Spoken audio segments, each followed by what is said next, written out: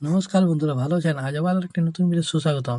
আজ নিয়ে এসেছি বাড়িতেই জমে যাবে দই। কিভাবে পাতবেন বুঝতে পারছেন না? আজ দই তৈরি করার রইল টিপস। চলুন জেনে নিই। ছোট্ট চ্যানেলটি ভালো লাগলে অবশ্যই সাবস্ক্রাইব করতে ভুলবেন না। বাড়িতে ঘন দই জমাতে সমস্যা হচ্ছে, জেনে নিন সহজ উপায় যাতে আপনি 2 ঘন্টার বানিয়ে ফেলতে পারেন একদম পারফেক্ট দই। রইল টিপস। আপনি যদি দ্রুত দই জমাতে চান তাহলে আমরা আপনাকে 6টি পদ্ধতি জানাবো যাতে আপনি ঘন ঘন দই মাত্র 2 ঘন্টা জমাতে থাকবেন। নিখুঁত ঘন দই জমাতে চাইলে দুধ বেশি গরম বা ঠান্ডা করবেন না। এইটাও নিয়ম। আঙুল ডুবালে সহনীয় গরম দুধ নিন যার তাপমাত্রা 40 থেকে 45 ডিগ্রি সেলসিয়াস। আঙুল ডুবালে সহনীয় গরম দুধের এই মাত্রা অবশ্যই কার্যকরী। দ্রুত দই জমাতে চাইলে স্বাভাবিকের চেয়ে একটু বেশি দই বার করুন।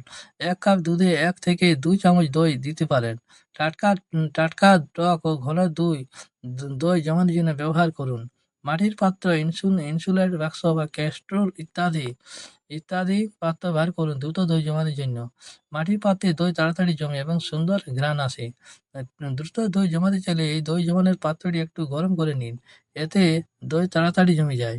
দই জমানোর জন্য দুধে 1 চিমটে চিনি মিশিয়ে দিন। এতে ব্যাকটেরিয়া দ্রুত সক্রিয় হয় এবং দই তাড়াতাড়ি জমে। 1 থেকে 2টি কাঁচা মরিচের ডাঁটাও দিতে পারেন দই তৈরি করার জন্য। দই জমানোর জন্য দুধে 1 চিমটে চিনি মিশিয়ে দিন। এতে ব্যাকটেরিয়া ভালো হয়। ব্যাকটেরিয়া মানে মিশিয়ে যায় বা চলে যায়। দই তাড়াতাড়ি জমে। ১-২টি কাঁচামরিচের ডাঁটাও দিতে পারলে এটা ভালো হয়। তাতে কি ল্যাকটিক অ্যাসিড তৈরি ত্বরান্বিত করে। দই দ্রুত জমাতে চাইলে মাইক্রোওয়েভ বা ওভেন প্রি হিট করে নিন।